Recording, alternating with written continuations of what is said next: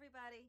Welcome to my living room. It's a little windy outside, so I thought we'd do this in here today. So welcome to what I spent my sub box money on for the month of April 2022. So this month it was plants. And I'm super excited to show these to you. Okay, first up, this is the first year I've actually got to plan a moon garden. What a moon garden is a garden that is especially centered around evening blooming, very, very fragrant plants for at night, for, you know, pollinators, for nighttime pollinators also need their time. And so moths and bats help you pollinate this garden. I'm super excited about this. So this is the first time I get to grow a moonflower. This is like a white tropical morning glory, and it gets 15 feet tall and has enormous seed pods on it, from what I understand. It's a very fast growing and can be very aggressive in tropical regions. Now, it's not going to come back on its own in my region, so I'm going to have to collect the seed pods and be very careful with them because they are hallucinogenic. You do not want to ingest those seed pods, nor do you want to let anybody get into your garden and collect those up and possibly consume those because they're very, very dangerous. So, but they're very fragrant. It's very fast growing. They're gigantic blooms on them. They are amazing. You'll get hummingbirds, evening hummingbirds especially. I'm going to get moths and bats, like I said, that are going to help me pollinate this. And I get to collect the seed pods and replant it again next year if I like it. So let me show you. Right now it's just a baby. And I bought it from a local nursery, and it was $4. So I'll show you a close-up of this in a photograph, not mine, but somebody else's. And then to complement that, I got, for that same garden, I got Dusty Millers. And they were, I believe, $4 for a 6-pack. This is really big. So that's going to be great. And they do need full sun, but like I said, they bloom at night. You just have to be really careful about the hallucinogenic seed pods of the moon garden. You have to be very responsible for that. So I'll stop the video here and I'll show you some images of moonflowers and Dusty Millers and be right back.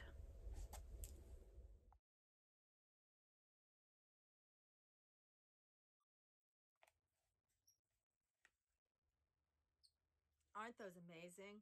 Okay, so the next one, now these next three came from Spring Hill Nursery, and I got a Summer of Love butterfly bush, $16.99, comes in a 4-inch pot. That would be this guy right here. And you can see how well they ship it, and it's actually like glued in there, so it didn't slip around and get broken at all. This plant blooms all summer long and is an amazing attractor for pollinators. So this is going to go right on the corner of our driveway. It'll be the first thing you see when you pull up. I'll insert a picture of it here in just a second so that you can see how beautiful it is. It is purple, and it's self-hiding. So when your old blooms die off and the new ones come out, they hide the old dead blooms. Low maintenance, no problems at all, supposedly, with these plants, and they just stay beautiful from midsummer all the way up to fall. And they get let's see, how tall do they get? 4 to 5 feet tall and 5 to 6 feet wide. And again, that's called the Summer of Love butterfly bush, and it was $16.99, and I'll put a picture of it in right here.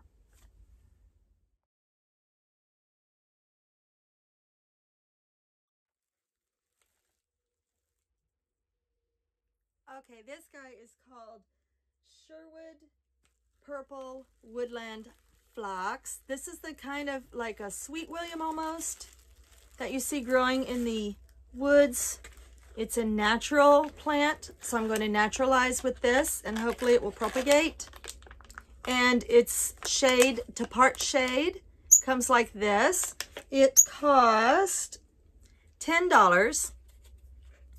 And it came very nicely wrapped like this. It's ready to go in the ground right now. And it's just going to naturalize my woods. And I'll put up, well, I won't need to put up a picture of that because you can see what he looks like right here.